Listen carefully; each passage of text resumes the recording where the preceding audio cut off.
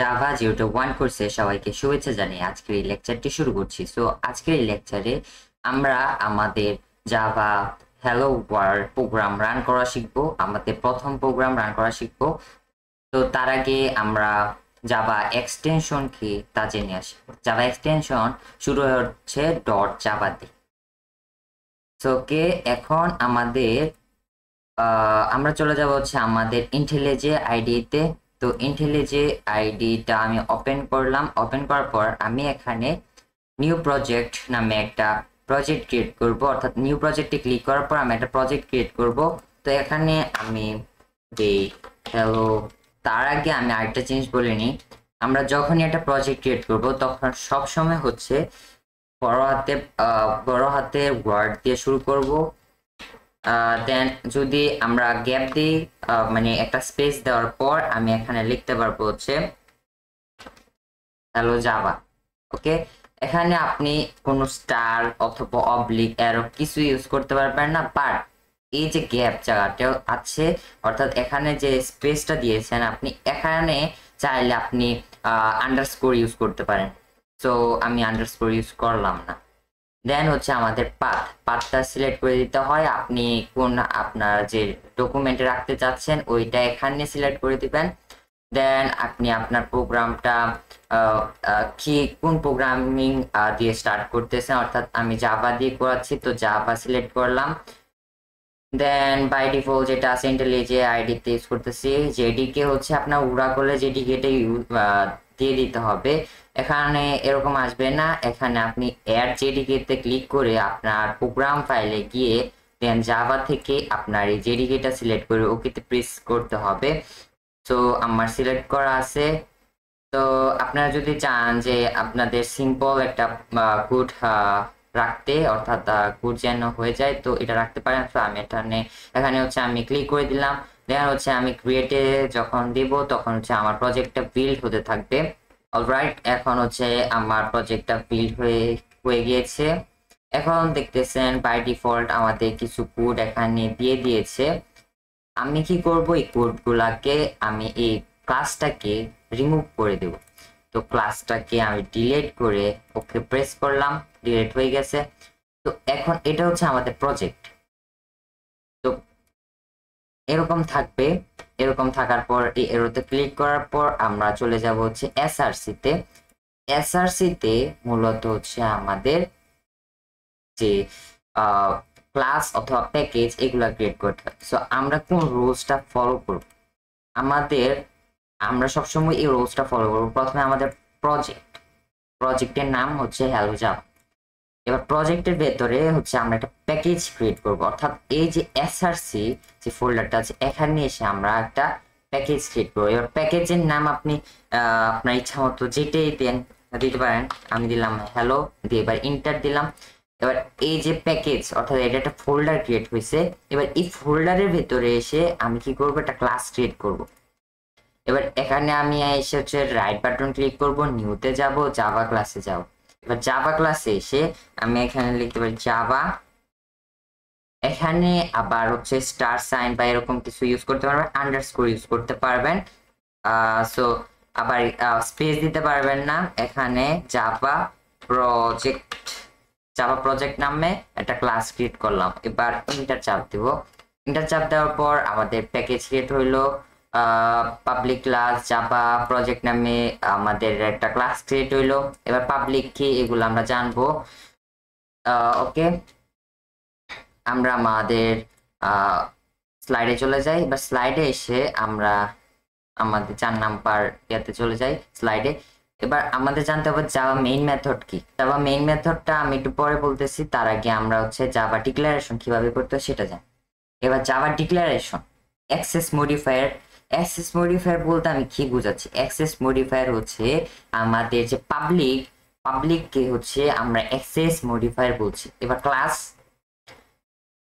হচ্ছে এই যে আমাদের ক্লাস একটা কিওয়ার্ড, এই পাবলিকটাও একটা কিওয়ার্ড, ক্লাসও একটা কিওয়ার্ড। এবার কিওয়ার্ড গুলা জানতে হলে যে আমাদের অনেক ধরনের কিওয়ার্ড আছে। ইন্ট একটা কিওয়ার্ড, ইফ একটা কিওয়ার্ড, এই যে পাবলিক যেটা আমরা ইউজ করতেছি পাবলিক একটা কিওয়ার্ড, দেন স্ট্যাটিক একটা কিওয়ার্ড, ক্লাস একটা কিওয়ার্ড, এই সবগুলো হচ্ছে একটা কিওয়ার্ড। এবার এখানে ক্লাসের পর থাকবে হচ্ছে ক্লাস নেম, আমাদের ক্লাসের নাম, জাভা প্রজেক্ট যেটা হচ্ছে আমাদের ক্লাসের নাম। এই পাবলিককেই আমি বলতেছি হচ্ছে আমাদের, আমি কি বলতেছি, পাবলিকে বলতেছি হচ্ছে আমি অ্যাক্সেস মডিফায়ার। এবার ক্লাসের নাম। দেন আমরা হচ্ছে আমাদের প্রোগ্রামটা রান করার জন্য আমাদের সর্বপ্রথম একটা স্টার্টিং পয়েন্ট দরকার, অর্থাৎ আমাদের মেইন মেথড দরকার। মেইন মেথড হচ্ছে জাভা অ্যাপ্লিকেশনের স্টার্টিং পয়েন্ট। এবার এটা কিভাবে শুরু হয়, এটা একটা শর্ট কি, শর্টকাট হচ্ছে আপনি যখন মেইন লিখবেন MAIN, মেইন লেখার সাথে সাথে দেখবেন আপনার সাজেশন চলে আসছে মেইন, দেন ফার্স্ট ব্র্যাকেট মেথড ডিক্লারেশন। এটা কি করে, মেথড ডিক্লেয়ার করে জাভা প্রোগ্রাম রান করার মেথড। এবার আমি কিভাবে বুঝবো যে এটা হচ্ছে জাভার অ্যাপ্লিকেশনের স্টার্টিং পয়েন্ট? এই মেইন মেথডের পরে সব সময় থাকবে হচ্ছে ফার্স্ট ব্র্যাকেট। যখন আমি এন্টার করবো দেখবেন হচ্ছে ফার্স্ট ব্র্যাকেট, দেন হচ্ছে স্ট্রিং আর দেন হচ্ছে আমাদের থার্ড ব্র্যাকেট থাকবে, দেন হচ্ছে আর্গুমেন্ট থাকবে, ARG অর্থাৎ আর্গুমেন্ট। এবার পাবলিক যে কিওয়ার্ড, এবার পাবলিকের কাজটা কি, পাবলিক কি করে, পাবলিক হচ্ছে একটা keyword is an access modifier used for classes. এটা হচ্ছে অ্যাক্সেস মডিফায়ার ইউজ করে হচ্ছে ক্লাসেস, অ্যাট্রিবিউটসে, মেথড অ্যান্ড কনস্ট্রাক্টরস আর making them accessible by any other classes. মানে এই পাবলিক কিওয়ার্ডটাকে আপনি যে কোনো ক্লাস থেকে কন্ট্রোল করতে পারবেন, অর্থাৎ অ্যাক্সেস নিতে পারবেন। এবার তারপরে আসে হচ্ছে আমাদের স্ট্যাটিকটা হচ্ছে যে কিওয়ার্ড ইজ নন অ্যাক্সেসেবল। এই কিওয়ার্ডটা হচ্ছে অ্যাক্সেসেবল না, modifier use for methods and attributes. Accessible না কিসের জন্য, মেথডস অ্যান্ড অ্যাট্রিবিউটস এর জন্য। Static methods and attributes can be accessed without creating an object of a class. মানে আমি অবজেক্ট আর ক্লাস বাদে এই অ্যাক্সেসটা হচ্ছে মেথড এন্ড অ্যাট্রিবিউটস অর্থাৎ স্ট্যাটিকটা আমি অ্যাক্সেস নিতে পারবো উইথাউট অবজেক্ট এন্ড ক্লাস। তারপর আসে হচ্ছে void হচ্ছে the void keyword specifies that a method should not have a return value. এই ভয়েডটা কি করে, কোনো ভ্যালু রিটার্ন করে না। আমি যখন একটা কিওয়ার্ড তাকে দেই অথবা তাকে কোনো একটা কিছু দিলাম, সে তার মধ্যে রেখে দিতে, বাট এটা হচ্ছে সে রিটার্ন করবে না। ওকে, ভয়েডের কাজ, স্ট্যাটিকের কাজ, পাবলিকের কাজ সবগুলো আমরা শিখে ফেললাম। এখন মেইন মেথড হচ্ছে স্টার্টিং পয়েন্ট, আমি আগেই বললাম। এবার মেইন মেথড চেনার উপায় হচ্ছে ফার্স্ট ব্র্যাকেট থাকবে, এটাও বলছি। সব সময় মনে রাখবেন মেইন মেথডের পরে অবশ্যই ফার্স্ট ব্র্যাকেট থাকবে, এটা হচ্ছে স্টার্টিং পয়েন্ট চেনার উপায়। এবার মেইনের পরে থাকবে হচ্ছে স্ট্রিং, দেন হচ্ছে আমাদের থার্ড ব্র্যাকেট থাকে, দেন আর্গুমেন্ট। এবার আমরা যখন জাভা দিয়ে কোনো কিছু প্রিন্ট করার জন্য আমাদের হচ্ছে কিছু স্টেটমেন্ট আমরা জানি। স্টেটমেন্টটা হচ্ছে প্রথমে আমাদের এস অর্থাৎ বড় হাতের এস দিয়ে system dot output dot print দিয়ে ফার্স্ট ব্র্যাকেট দিয়ে ডাবল কোটেশনের ভিতরে আমরা আমাদের যে টেক্সট প্রিন্ট করতে চাচ্ছি ওইটা লিখতে হবে। তো সিস্টেম ডট আউটপুট হচ্ছে স্ট্যান্ডার্ড আউটপুট অবজেক্ট। এবার এটা আমরা এখানে প্র্যাকটিক্যালি দেখি। প্রথমে হচ্ছে বড় হাতের S system dot out dot print. এবার এখানে দেখেন, এখানে আমি হচ্ছে কিছু একটা লিখবো। কিছু একটা লেখার জন্য হচ্ছে আমাকে অবশ্যই কোটেশনের ভিতরে লিখতে হবে, ডাবল কোটেশনের ভিতরে অবশ্যই লিখতে হবে, না হলে প্রোগ্রামটা এরর দেখাবে। যখন আমি ডাবল কোটেশন উঠিয়ে দিই তখন আমি যদি কিছু লিখি তবে দেখবেন আমাদের এরর আসতেছে। যখন আমি এই ডাবল কোটেশনটা দিব তখন আমার এররটা আসবে না। ডাবল কোটেশন অবশ্যই দিতে হয়, কারণ এই যে হ্যালোটা লিখলাম, এই হ্যালোটা হচ্ছে অনেকগুলা ক্যারেক্টারের সমন্বয়, যার জন্য এটাকে হচ্ছে, এটাও হচ্ছে একটা স্ট্রিং হচ্ছে অনেকগুলা ক্যারেক্টারের সমন্বয়ে গঠিত হয়। তো হ্যালো ওয়ার্ল্ড লিখলাম। এবার প্রত্যেকটা স্টেটমেন্টের পর আমাদের কি করতে হয়, একটা সেমিকোলন দিতে হয়। সেমিকোলন না দিলে হচ্ছে আমাদের প্রোগ্রামটা এরর দেখাবে। যখনই আমি সেমিকোলন দিব না তখনই আমার প্রোগ্রামটা এরর দেখাবে। তো সেমিকোলন দেওয়ার পর আমরা যদি আমাদের প্রথম প্রোগ্রাম রান করি, তো বিল্ড প্রসেসটা হচ্ছে, আমরা একটু অপেক্ষা করি। ওকে, আমাদের প্রথম প্রোগ্রাম রান করে ফেলছি, আমরা প্রথম প্রোগ্রাম রান করে ফেলছি। ওকে, হ্যালো ওয়ার্ল্ড, প্রথম প্রোগ্রাম রান করে ফেলছি আমরা।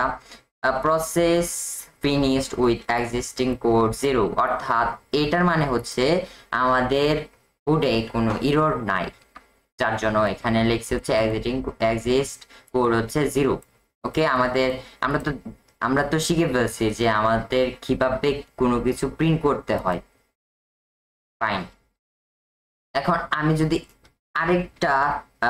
আরেকটা প্রিন্ট মেথড লিখি, print method print output dot print. এবার প্রিন্টের মধ্যে আরেকটা প্রিন্ট আছে, এই যে প্রিন্ট, যখন আমি একটা প্রিন্ট দিই, ধরেন আমি প্রিন্ট দিলাম, প্রিন্ট দিয়ে আমি ফার্স্ট ব্র্যাকেট দিলাম। এবার ফার্স্ট ব্র্যাকেটের মধ্যে হচ্ছে ডাবল কোটেশন দিয়ে শুরু করতে হয়। এবার ডাবল কোটেশনের ভেতরে আমি হচ্ছে লিখবো হ্যালো ওয়ার্ল্ড লিখলাম। এবার এখন যদি আমি প্রোগ্রামটা রান করি, তবে আমার রেজাল্টটা আসলে কি দেখাবে আমরা যদি একটু দেখি। আমাদের বিল্ড প্রসেসটা হচ্ছে, আমি একটু ওয়েট করি। ওকে, আমাদের বিল্ড প্রসেসটা কমপ্লিট হয়েছে। তো এখন আমরা দেখতে পাচ্ছি যে হ্যালো ওয়ার্ল্ড, আমাদের প্রথম যে প্রোগ্রামটা যে প্রিন্ট করছিলাম ওইটা দেখাচ্ছে। তারপর এখানে কোনো স্পেস না হয়ে আমাদের দ্বিতীয় প্রোগ্রামটা রান করছে। তো এই প্রবলেম থেকে আমরা কিভাবে সমাধান পেতে পারি, এখানে আমরা প্রিন্ট ln নামে আরেকটা প্রিন্ট মেথড আছে। এই ln এর কাজটা হচ্ছে আপনাকে একটা লাইন কি করবে, সে হচ্ছে গ্যাপ দিয়ে দিবে, মানে একটা লাইন স্পেস দেওয়ার পর সে আরেকটা লাইনে গণ করবে।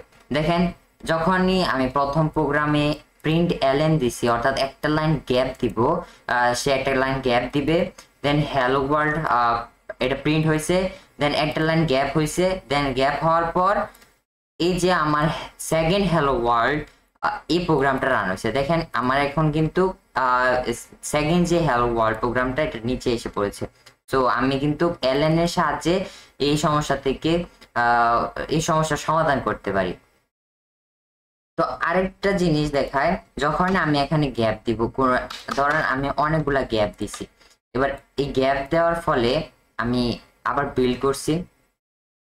করতেছি। এবার আমার বিল্ড কমপ্লিট হয়ে গেছে। তো দেখেন এখানে কোনো চেঞ্জ আসে নাই, দেখবেন এখানে কোনো চেঞ্জ আসবে না। এই চেঞ্জ না আসার কারণ কি? কারণ জাভা জাভা যখন একটা স্টেটমেন্ট, এটা হচ্ছে একটা স্টেটমেন্ট শুধু দেখে, বাট আপনার এখানে যে ব্ল্যাঙ্ক লাইন, এই ব্ল্যাঙ্ক লাইন হচ্ছে সে এক্সিকিউট করে না। আপনার প্রোগ্রামটা এক্সিকিউট করবে, কিন্তু সে যে আপনি গ্যাপ দিচ্ছেন এই লাইনের মধ্যে সেটা এক্সিকিউট করবে না। যার জন্য হচ্ছে জাভা হচ্ছে এতটা পপুলার, জাভাকে তার জন্য হচ্ছে অবজেক্ট ওরিয়েন্টেড প্রোগ্রামিং বলা হয়। ওকে, দ্যাটস ফাইন। সো আশা করি আজকের লেকচারটা অনেক ইনফরমেটিভ হয়েছে। সো সবাই আশা করি বুঝতে পারছেন। ক্লাসটা বুঝে থাকলে অবশ্যই ভিডিওতে একটা লাইক করবেন এন্ড শেয়ার করবেন, আর আমাদের চ্যানেলটা সাবস্ক্রাইব করে যাবেন। ধন্যবাদ জানাই সবাইকে আমাদের এতটুক সাপোর্ট করার জন্য। ওকে, সো দেখা হচ্ছে পরবর্তী কোনো ক্লাসে। Good bye.